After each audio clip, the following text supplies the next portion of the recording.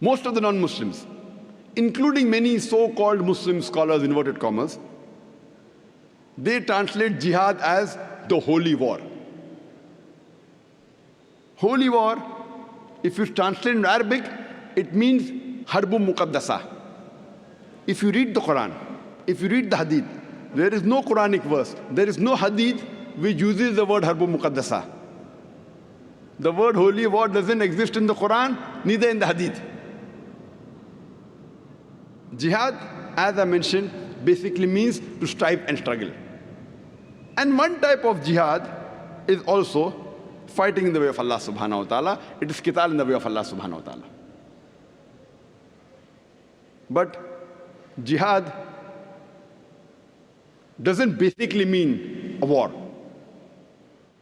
One type of jihad, there are various jihad for nafs, one type of jihad is fighting in self-defense in the way of Allah subhanahu wa ta'ala.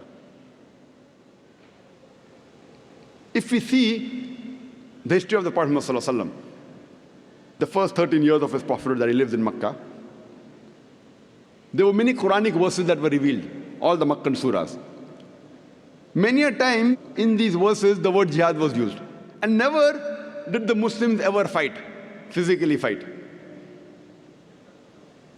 Only when they migrated to Medina, then the wars took place. But yet you find the word jihad in several verses of the Quran which were revealed in Makkah. Many examples I can give you. For example, Quran says in Surah Ankabut, chapter number 29, verse number 69, that those who do jihad in the way of Allah, those who strive in the way of Allah subhanahu wa ta'ala, we open up the pathways for them. When the verse was revealed, there was no war at that time. Quran says in Surah Furqan, chapter number 25, verse number 52, that do not follow the unbelievers, but do jihad against them, strive against them strenuously with the Quran. That means you do jihad with the Quran. Jihad with the Quran means strive to convey the message of Allah. Do you think you're going to fight with the Quran?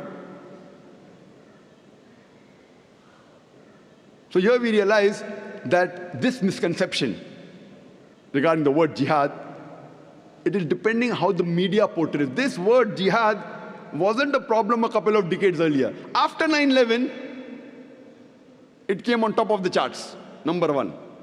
Previously it wasn't there. So depending how the media portrays Islam, these misconceptions arise in the minds of the non-Muslims. For more details on jihad, you can see my lecture, my talk, Terrorism and Jihad, an Islamic Perspective.